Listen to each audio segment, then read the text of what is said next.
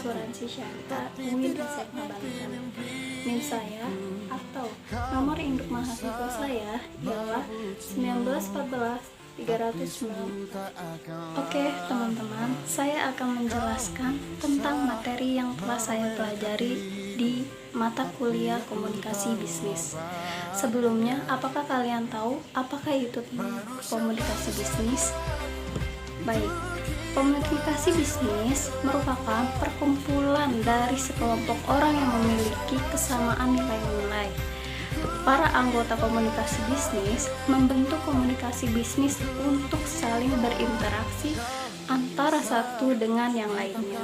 Baik, untuk penjelasan selanjutnya, saya akan menjelaskan tentang apa itu resum, persiapan menulis resum, cara menulis resum dengan baik dan benar, cara menyusun lamar pekerjaan, apa saja isi dari data pribadi untuk membuat kebutuhan lamaran pekerjaan, dan cara menulis surat lamaran pekerjaan. Untuk pengertian resum sendiri, yaitu gambaran diri kita sendiri yang sesungguhnya atau yang sering disebut dengan CV. Resum sendiri merupakan hal yang pertama yang akan dilihat oleh perusahaan dari diri seorang pelamar saat melamar sebuah pekerjaan. Baik teman-teman, aku lanjut. Untuk persiapan menulis resum terbagi menjadi 3 tahap. Yang pertama yaitu mencari informasi. Yang dimaksud mencari informasi di sini ialah dari kecerdasan apa yang paling bermanfaat bagi karir yang ingin ditekuni. Apakah prestasi akademis menjadi syarat dalam perjenjangan karir? Apakah pengalaman pekerjaan menjadi syarat perjenjangan karir? Ada imbalan selain uang? Dan bagaimana persaingan karir dalam bidang yang diinginkan? Yang kedua adalah perencanaan resum, yaitu untuk memastikan pekerjaan yang disenangi, lalu melihat dan memastikan syarat-syarat pekerjaan, karakteristik data pribadi yang diperlukan, dan data lain yang ditambahkan, serta mempertimbangkan untuk melampirkan rekomendasi dan referensi dari pihak tentang kemampuan. Yang ketiga, pembuatan resum. Secara umum, mencangkup informasi data pribadi, lalu resum akan diorganisasikan sedemikian rupa agar terlihat menarik dan dapat dalam satu halaman sesuai dengan kebutuhan. Selanjutnya yaitu mengenai cara menulis resum dengan baik dan benar. Cara menulis resum terbagi menjadi 4. Yang pertama adalah kerapihan atau neatness, yaitu ditulis di atas kertas yang bersih dan berkualitas baik. Yang kedua adalah kesederhanaan atau simplicity. Bahasa yang digunakan sebaiknya sederhana, singkat, dan jelas. Yang ketiga adalah keakuratan atau accuracy. Informasi yang disajikan harus akurat dan dapat dibuktikan kebenarannya. Yang keempat adalah kejujuran atau honesty, yaitu informasi yang dapat disaji tidak mengada-ngada seperti mencantumkan umur, status pendidikan, dan status perkawinan. Nah, sudah tahu kan sebagian dari besarnya materi ini? Oke, saya lanjut. Masuk ke cara menyusun lamaran pekerjaan. Cara menyusun lamaran pekerjaan, yang pertama ada paragraf pembuka, yang kedua ada rangkuman atau jabatan yang diinginkan, yang ketiga sumber informasi, yang keempat cuplikan berita, kelima paragraf isi, yang keenam tidak boleh panjang, maksimal 3 paragraf. Di paragraf ke-7 menjelaskan tentang bahwa pembaca minat dengan surat yang kita buat. Paragraf 8 menjelaskan bahwa di paragraf pertengahan kita harus mencantumkan kualifikasi pelamar seperti pendidikan dan sebagainya. Yang ke-9 yaitu paragraf penutup. Yang ke-10 kita harus mencantumkan alamat kita yang lengkap dan jelas. Yang ke-11 ataupun yang terakhir kita harus mencantumkan amplop, log, rangkop balasannya. Baik, saya lanjut. Kita masuk ke materi.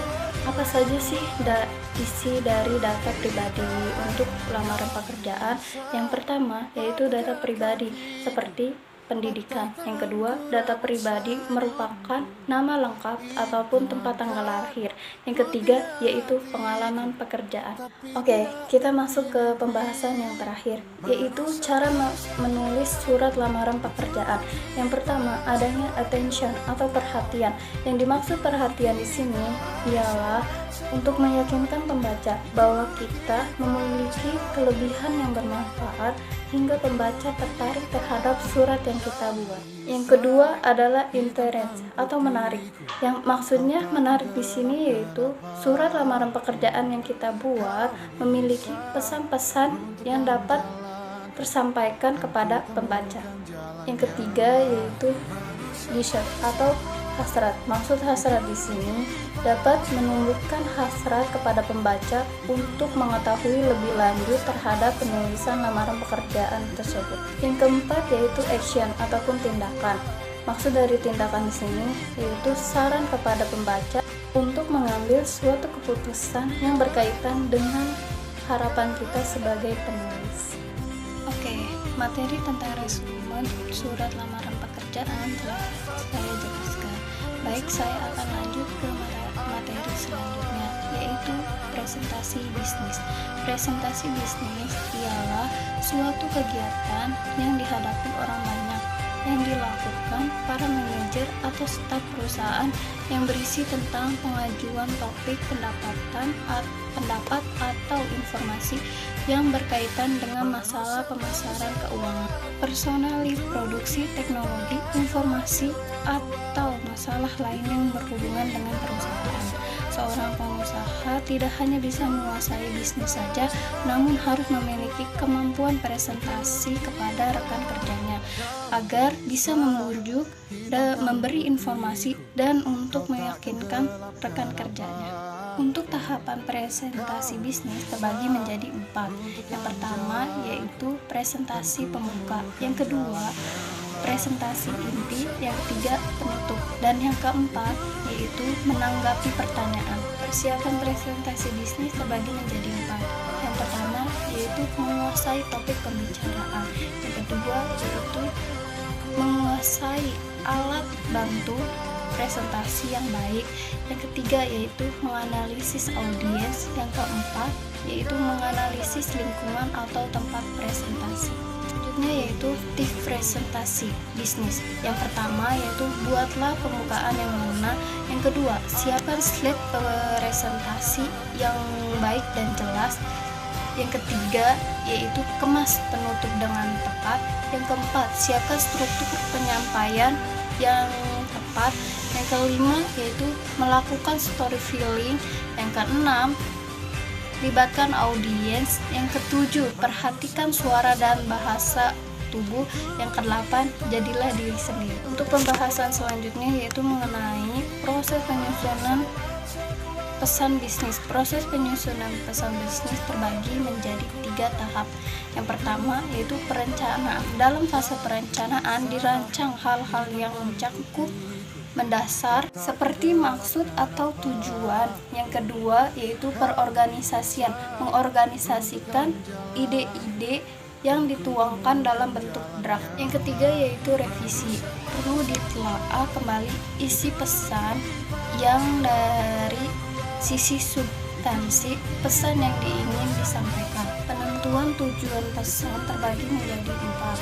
Yang pertama yaitu mengapa tujuan bisnis harus jelas karena akan membantu mencapai tujuan yang dihendaki. Yang kedua yaitu tujuan komunikasi bisnis, yaitu memberi informasi, verifikasi dan kolaborasi dengan audiens. Ketiga yaitu cara menguji audiens dengan ide-ide atau gagasan yang hendak disampaikan sesuai dengan kemampuan yang ada. Yang ketiga yaitu menguji tujuan, bahwa ide-ide atau gagasan yang akan disampaikan sesuai dengan kemampuan yang ada. Yang keempat yaitu apakah waktu yang tepat dalam menyampaikan suatu ide-ide atau gagasan hendaknya dipertimbangkan ketepatan waktu. Analisis audiens terbagi menjadi 3 tahap. Yang pertama yaitu mengembangkan profil audiens, yang kedua yaitu cara memungkinkan audiens akan kebutuhan informasi, Yang ketiga yaitu cara memuaskan kebutuhan motivasional audiens. Penentuan ide pokok terbagi menjadi dua. Yang pertama yaitu teknik curah pendapat. Maksudnya memberikan keluasan pemikiran untuk mencari berbagai kemungkinan. Yang kedua yaitu pembatas cakupannya dapat membangkitkan rasa hormat audiens kepada komunikator. Nah, untuk pembahasan terakhir yaitu pemilihan saluran dan media terbagi menjadi dua. Yang pertama yaitu saluran komunikasi lisan, merupakan saluran yang paling digunakan dalam bisnis komunikasi yang dilangsungkan secara tatap muka melalui telepon. Yang kedua yaitu saluran komunikasi tertulis, pesan-pesan dalam bisnis dibuat dalam berbagai bentuk seperti surat, memo, dan juga proposal. Nah, sudah tersampaikan semua kan materi dari saya. Cukup sekian dari saya. Wassalamualaikum warahmatullahi wabarakatuh.